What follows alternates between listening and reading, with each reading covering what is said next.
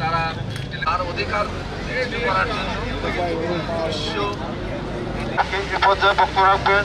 যিনি আইক হোসেন দায়িত্ব দীর্ঘদিন যাবৎ পালন করে উদ্যোগ নিয়েছে এবং আমি মনে করি যে এবং তার সাথে রিসার্চ সেলও আছে এখানে এবং যৌথভাবে তারা আজকের এই আয়োজন করেছে এবং আমি মনে করি যে এটা যথার্থ এবং আমাদের বিশ্ববিদ্যালয়ে অনেক ভালো ভালো উদ্ভাবন ভালো ভালো গবেষণার আমরা দেখেছি কিন্তু আমরা এই কপিরাইট বা এই ইন্টেলেকচুয়াল প্রপার্টি রাইট তার যে স্বীকৃতি সেটা কিন্তু আমরা এখনও পাইনি। তো যাই হোক আমি মনে করি আজকের এই দিনটি আমাদের কাছে অত্যন্ত গুরুত্বপূর্ণ এবং এর মাধ্যমে আমাদের বিশ্ববিদ্যালয়ের যত গবেষণা এবং যার যার পক্ষ থেকে বই লেখা হোক যেটা আমাদের প্রভাইস চ্যান্সেলর বলেছে যে সঙ্গীতে হইতে পারে খেলাধুলা হইতে পারে অনেক কিছু তার নিজস্ব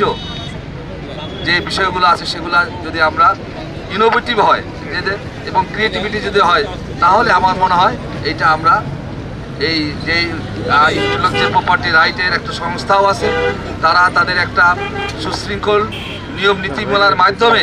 আমরা এটা তাদের কাছে আবেদন করলে হয়তো তারা আমাদেরকে এই অধিকারটা দিবে। সামনে যাব বিশ্ববিদ্যালয় মন্ত্রী কমিশনের করেছে তাদেরকেও আমি ধন্যবাদ জানাই। পাশাপাশি আইকিউসি বিশ্ববিদ্যালয়ের মাননীয় উপাচার্য মহোদয় উপাচার্য মহোদয় ডিনবৃন্দ তার পেটেন্ট তার ভাবক